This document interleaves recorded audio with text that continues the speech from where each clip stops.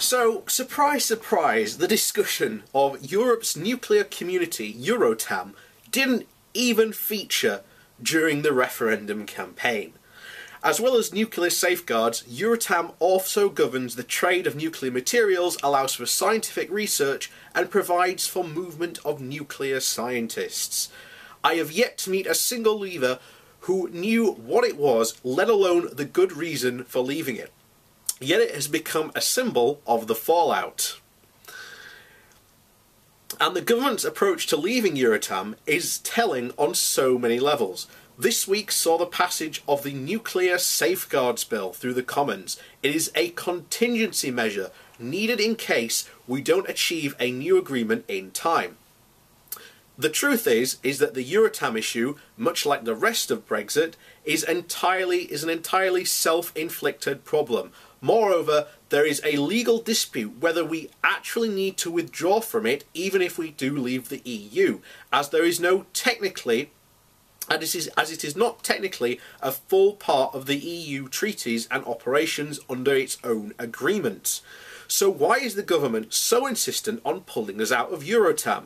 In short, because it's the arbiter of any disputes between its members in the European Court of Justice. And as we all know, Downing Street is running scared of the hardline Tory Brexiteer ideologues who has declared any truck with the European Court of Justice a red line.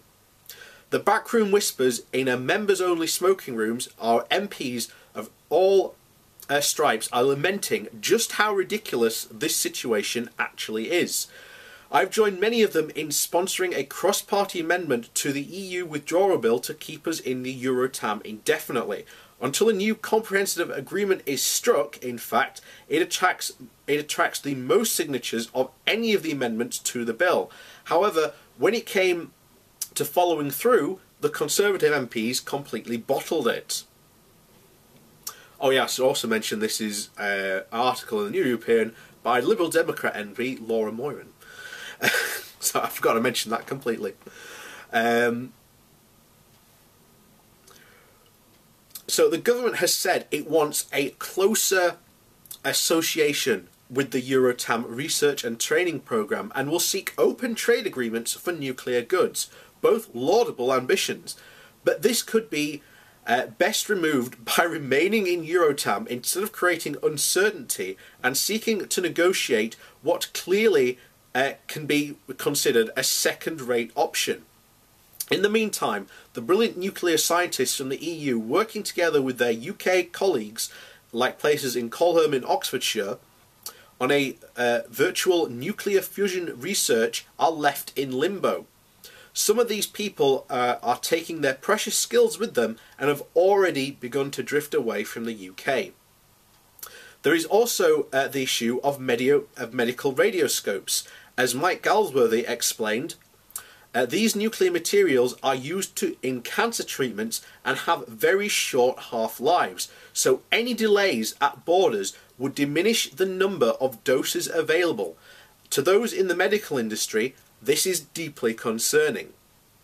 So basically, if you are receiving any sort of medical treatment to do with radiation, which is a lot of cancer treatments, the government over Brexit is potentially risking deaths over treatment delays in this.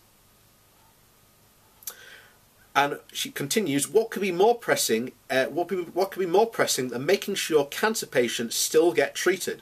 Well, it seems that once again, keeping the fractious Tory party together through this instance on delivering a hard Brexit trumps the national interest.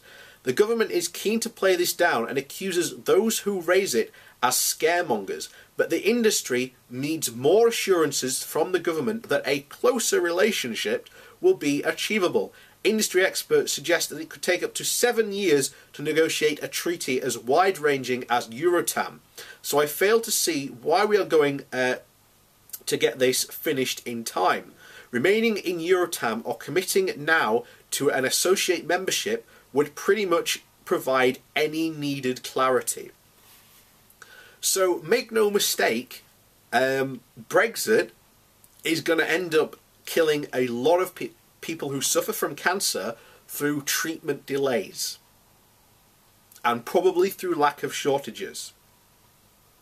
So make no mistake, Brexit will actually kill people.